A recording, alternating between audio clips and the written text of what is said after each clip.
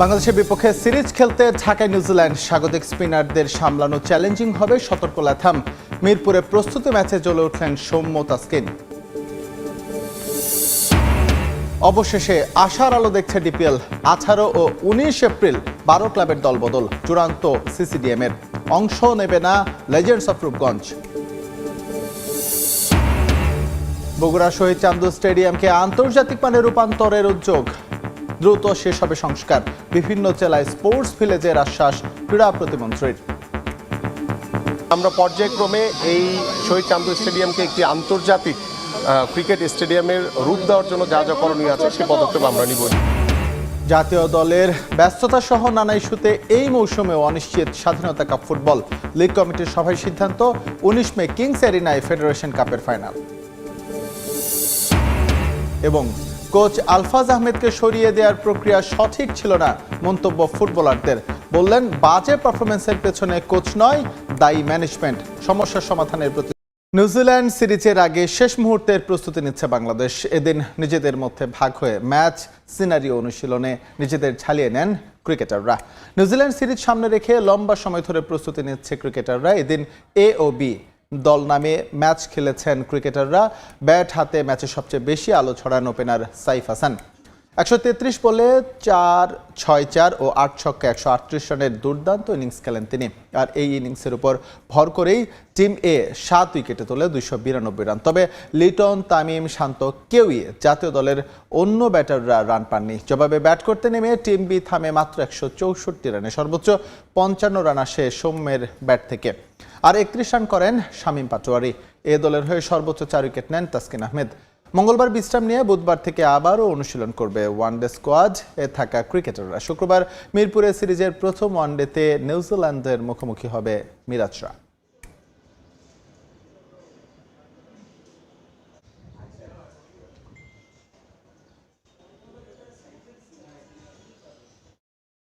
বাংলাদেশের বিপক্ষে সিরিজ খেলতে বিভিন্ন ধাপে ঢাকায় এসেছেন নিউজিল্যান্ড ক্রিকেট দল। গতকাল রাতে এসেছেন দলের 1 সদস্য। সকালে আরও 4 জন পা রেখেছেন ঢাকায়।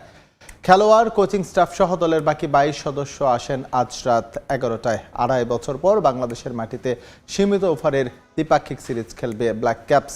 সরাসরি বিশ্বকাপে কোয়ালিফাই করতে আসন্ন সিরিজ গুরুত্বপূর্ণ। টাইগারদের জন্য নিউজিল্যান্ডের বিপক্ষে সিরিজ জিতলে র্যাঙ্কিং অবস্থান পরিবর্তন না হলেও রেটিং পয়েন্ট বাড়বে মিরাজের দলের। বেশ কিছু নতুন মুখ নিয়ে আসন্ন সিরিজের স্কোয়াড সাজিয়েছে ব্ল্যাক ক্যাপস। কাল বিশ্রামে থাকবে নিউজিল্যান্ড দল। পরশু শুরু করবে প্রস্তুতি। আগামী শুক্রবার মিরপুরে হবে 3 ম্যাচ সিরিজের প্রথম ওয়ানডে।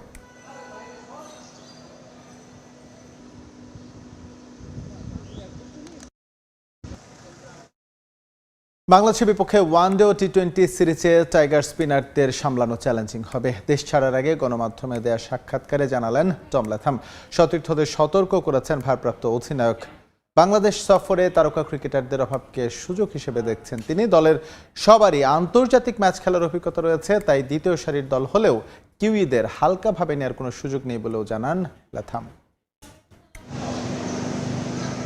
পাকিস্তান সিরিজের পর আবারও ক্রিকেট উন্মাদনায় মেতে ওঠার অপেক্ষায় সমর্থকরা। 3 ম্যাচের ওয়ানডে সিরিজ খেলতে ঢাকায় পা রাখছে নিউজিল্যান্ড। ফ্র্যাঞ্চাইজি ক্রিকেটের ব্যস্ততায় দলের সেরা তারকাদের বেশিরভাগই আসেননি বাংলাদেশ সফরে। আইপিএল, পিএসএল ও ইনজুরি, বিশ্রাম সহ নানা কারণে দ্বিতীয় সারির দল নিয়ে সফরে এসেছে ব্ল্যাক ক্যাপস।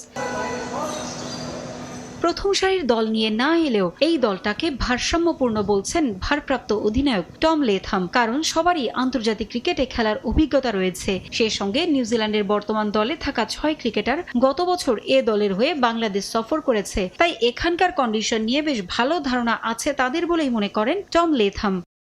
জাতীয় দলের হয়ে কম ম্যাচ খেললেও আন্তর্জাতিক ম্যাচ খেলার অভিজ্ঞতা আছে সবার। বিশেষ করে ওয়ানডে ও টি20তে তাদের খেলার অভিজ্ঞতা রয়েছে। আশা করি সে অভিজ্ঞতা এ সিরিজে কাজে দেবে। অনেক ক্ষেত্রে কন্ডিশন বড় ছাপ ফেলে। এই কন্ডিশনের কারণে খেলার ধরন পাল্টে যায়। আশা করি এর আগে যারা এ কন্ডিশনে খেলে গেছে তারা সে অভিজ্ঞতা অন্যদের সঙ্গে ভাগ করবে। বাংলাদেশ দলের স্পিনারদের নিয়েও বেশ পড়াশোনা করে এসেছেন ল্যাথাম। অতীতে স্পিন নির্ভর উইকেট তৈরি করে সফরকারীদের চোখে সর্ষে ফুল দেখানোর অনেক নজির রয়েছে টাইগারদের। তবে গেল মাসে পাকিস্তানের বিপক্ষে অবশ্য সে পথে হাঁটেনি বিসিবি। স্পোর্টিং উইকেট তৈরি করেছিল বোর্ড। তবে অতীত অভিজ্ঞতার কারণেই সতর্ক নিউজিল্যান্ড অধিনায়ক। বললেন, টাইগার স্পিনারদের সামলানো চ্যালেঞ্জিং হবে তাদের জন্য।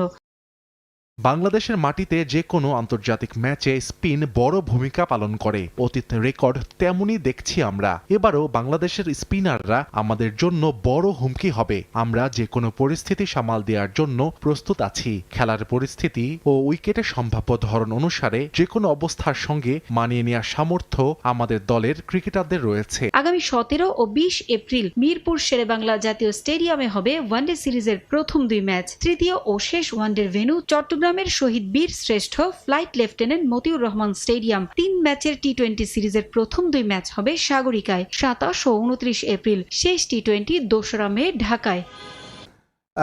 অবশেষে আশার আলো দেখতে যাচ্ছে ঢাকা প্রিমিয়ার লিগ। আগামী 18-19 এপ্রিল 12 ক্লাবের দল বদলের তারিখ নির্ধারণ করেছে সিসিডিএম। তবে এখনও লিগ মাঠে গড়ানোর তারিখ চূড়ান্ত হয়নি। সম্ভাব্য 4 মে থেকে শুরু হতে পারে জিপিএল, যদিও লিগে অংশগ্রহণ না করার কথা জানিয়েছে লেজেন্ডস অফ রূপগঞ্জ। এছাড়া আরও 2 ক্লাবের অংশগ্রহণ অনিশ্চিত। বুলবুলের আমলে বর্জনে অনড় ছিল ক্লাবগুলো। তামিম ইকবাল দায়িত্ব নিতেই যেন খুলে গেল দরজা।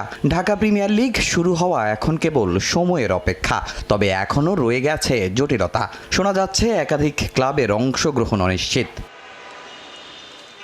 দীর্ঘ আলোচনা এবং প্রশাসনিক টানাপোড়েনের পর অবশেষে শুরু হচ্ছে নতুন মৌসুমের আনুষ্ঠানিক কার্যক্রম। বিজ্ঞপ্তিতে সিসিডিএম জানিয়েছে 2025-26 মৌসুমের খেলোয়াড় দলবদল অনুষ্ঠিত হবে আগামী 18 ও 19 এপ্রিল। মিরপুরে 2 দিনব্যাপী এই দলবদলের কার্যক্রম চলবে সকাল 11টা থেকে বিকেল 5টা পর্যন্ত। দলবদলকে ঘিরে ইতোমধ্যেই প্রস্তুতি নিতে শুরু করেছে ক্লাবগুলো। অ্যাডহক কমিটির সভাপতি তামিম ইকবাল অংশগ্রহণ ফি বাড়ানো সহ আরও নানা সুবিধা দেওয়ার প্রতিশ্রুতিতে বেশ সুবিধাই হবে ক্লাবগুলোর। তবে কাগজে কলমে 12 দল তালিকায় থাকলেও তৈরি হয়েছে নতুন জটিলতা। ইতিমধ্যে লিগে অংশ না নেয়ার কথা জানিয়েছে লেজেন্ডস অব রূপগঞ্জ। ক্লাবটির এমন সিদ্ধান্ত নতুন করে আলোচনার জন্ম দিয়েছে ক্রিকেট আঙ্গনে। এছাড়া আরও 2টি ক্লাবের অংশগ্রহণ নিয়েও শোনা যাচ্ছে অনিশ্চয়তা। যদিও আনুষ্ঠানিকভাবে এখনও কোনো সিদ্ধান্ত জানানো হয়নি, তবুও দলবদলের আগে থেকেই এই অনিশ্চয়তা বাড়াচ্ছে সংশয়। ফলে প্রশ্ন উঠছে, শেষ পর্যন্ত সবগুলো দল কি মাঠে নামবে, নাকি কম দল নিয়ে আয়োজন করতে হবে এবারের লিগ? তবে সাম্প্রতিক প্রশাসনিক পরিবর্তনের পর নতুন করে আশার আলো দেখছে ক্লাবগুলো। দীর্ঘদিনের অচল অবস্থা কাটিয়ে নতুন নেতৃত্বের অধীনে আবারও সচল হচ্ছে ঢাকা প্রিমিয়ার লিগের কার্যক্রম। সবকিছু পরিকল্পনা অনুযায়ী এগোলে আগামী 4 মে থেকে মাঠে গড়ানোর সম্ভাবনা রয়েছে ঢাকা প্রিমিয়ার ডিভিশন ক্রিকেট লিগের নতুন মৌসুম। দলবদল শেষ হওয়ার পরপরই ঘোষণা করা হতে পারে লিগের পূর্ণাঙ্গ সূচি। বগুড়া শহীদ চান্দু স্টেডিয়ামকে আবারও আন্তর্জাতিক মানের স্টেডিয়ামে রূপান্তরের উদ্যোগ নিতে যাচ্ছে সরকার। একই সঙ্গে ক্রীড়াঙ্গনের উন্নয়নে দেশের বিভিন্ন জেলায় গড়ে তোলা হবে স্পোর্টস ভিলেজ। সোমবার দেশের অন্যতম সেরা উইকেটের এই স্টেডিয়াম পরিদর্শন শেষে সাংবাদিকদের এসব কথা জানান যুব ও ক্রীড়া প্রতিমন্ত্রী আমিনুল হক। শাহাদুল ইসলামের ক্যামেরায় আব্দুল আওয়ালের রিপোর্ট। 2 দশকের অপেক্ষা শেষে নতুন রূপে ফিরতে যাচ্ছে লঙ্কান বধে স্মৃতিবিজড়িত বগুড়া শহীদ চান্দু স্টেডিয়াম। সোমবার দুপুরে স্টেডিয়াম পরিদর্শন করেন যুব ও ক্রীড়া প্রতিমন্ত্রী আমিনুল হক। স্টেডিয়ামের উইকেট, গ্যালারি ও ড্রেসিং রুম সহ বিভিন্ন স্থাপনা ঘুরে দেখেন প্রতিমন্ত্রী। ফ্লাডলাইট, ড্রেসিং রুম, গ্যালারি ও ড্রেনেজ সিস্টেম উন্নয়নে ইতিমধ্যে জাতীয় ক্রীড়া পরিষদ কাজ শুরু করেছে। দীর্ঘদিন জরাজীর্ণ অবস্থায় পড়ে থাকা ভেন্যুটি আইসিসি নির্ধারিত মানদণ্ড অনুযায়ী সংস্কার করে দ্রুত সময়ের মধ্যে আন্তর্জাতিক মানে উন্নীত করা হবে বলে জানান প্রতিমন্ত্রী।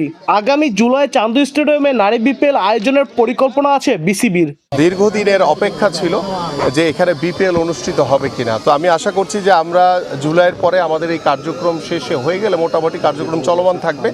আমরা মেয়েদের বিপিএলটি আমরা শুরু করব। ক্রীড়াঙ্গনের উন্নয়নে দেশের 64 জেলায় স্পোর্টস ভিলেজ গড়ে তোলার পরিকল্পনা রয়েছে সরকারের। প্রথম ধাপে বগুড়া সহ 10টি স্থানে অগ্রাধিকার ভিত্তিতে আগামী অর্থ বছরে ইনডোর সুযোগ সুবিধা সম্মিলিত আন্তর্জাতিক মানের স্পোর্টস ভিলেজ নির্মাণের কাজ শুরু হবে। আমাদের ড্রেসিং রুম থেকে শুরু করে আমাদের ফ্ল্যাগ লাইট, আমাদের গ্যালারি এবং আমাদের গ্রাউন্ড যেটা রয়েছে সবকিছুর জন্য যা যা করণীয় আছে সেটা খুব দ্রুত সময়ের ভিতরে আমরা পদক্ষেপ নিয়ে আমরা পর্যায়ক্রমে এই শহীদ চান্দু স্টেডিয়ামকে একটি আন্তর্জাতিক ক্রিকেট স্টেডিয়ামের রূপ দেওয়ার জন্য যা যা করণীয় আছে সেই পদক্ষেপ আমরা নিব। রাজনৈতিক বৈষম্যের কারণে বগুড়া এখনো পূর্ণাঙ্গ জেলা স্টেডিয়াম গড়ে ওঠেনি, তাই নতুন স্টেডিয়াম নির্মাণের পরিকল্পনা রয়েছে। তবে দ্রুত সংস্কার শেষে শহীদ চান্দুর 22 গজে আন্তর্জাতিক ক্রিকেট ফিরিয়ে আনার দাবি স্থানীয়দের। বিষয় হলো এখানে কোনো আন্তর্জাতিক ম্যাচ হয় না, একটা আন্তর্জাতিক ভেন্যু ছিল একটা সময়, এখন এই দীর্ঘ 17 বছর বা 19 বছর এটা অবহেলিত।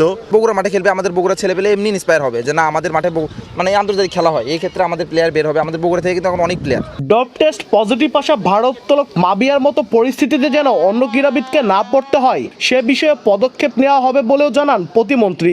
কার্যক্রমকে সমর্থন করে আমরা আমাদের যারা ক্রীড়াবিদ রয়েছে তারা যাতে এই ধরনের কোনো কার্যক্রমের সাথে যাতে ভবিষ্যতে না জড়ায় সে বিষয়ে আমরা ইতিমধ্যে আশা করি যে আমাদের সকল ক্রীড়াবিদদেরকে নিয়ে খুব দ্রুত সময়ের ভিতরে একটি নির্দেশনা আমরা প্রদান করব।